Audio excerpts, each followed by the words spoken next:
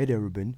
So it actually took me a while to get this done. Actually, I've been working on it for the past few hours, but I'm really glad I've been able to do this, and it's opened like so many possibilities now that I can work on a task like this really, really quickly, right?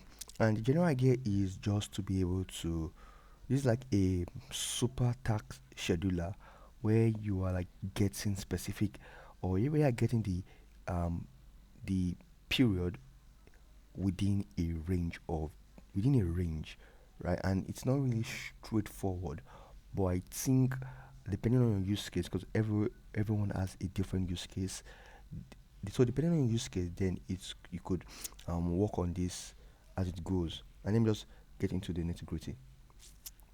So here in our code, we have the initial start dates.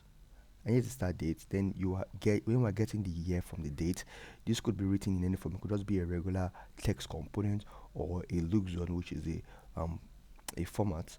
Then you see we're getting the year, and after the year, we have our duration. That is the duration, how many years it's going through, how many years for that project lasts. Then we have our initial. Let's first year. I just call this first increment. Let's call this first increment, not first year, so it wouldn't be confusing, right? So we have our first increment. Then we have our interval, and yeah, and then we have our code.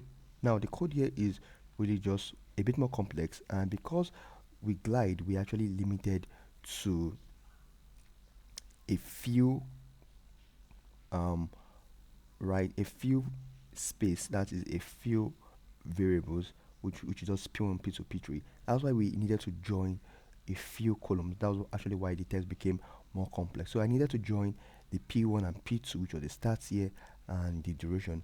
Then it got splitted in the JavaScript here, and this is just the JavaScript code. I'll just paste it in the description so you could just copy that and understand or break it out in a different scenario where you're working.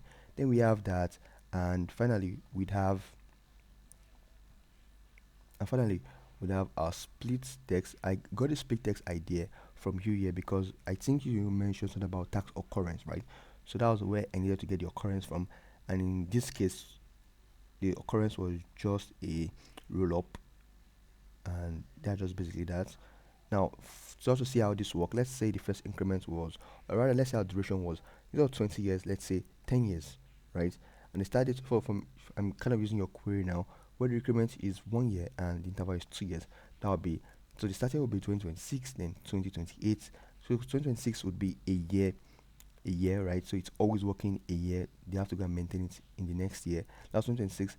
Then um, we are getting the next year, or rather the increment now, which started from the first here over here, then you just going forward there, and you could just play with this code. If there's any part I missed or you'd like to see an update depending on your use case, just let me know. You could email me, or you could send me a message, or you could just make a comment, right? I'll try to respond as soon as I possibly can. Have a good day.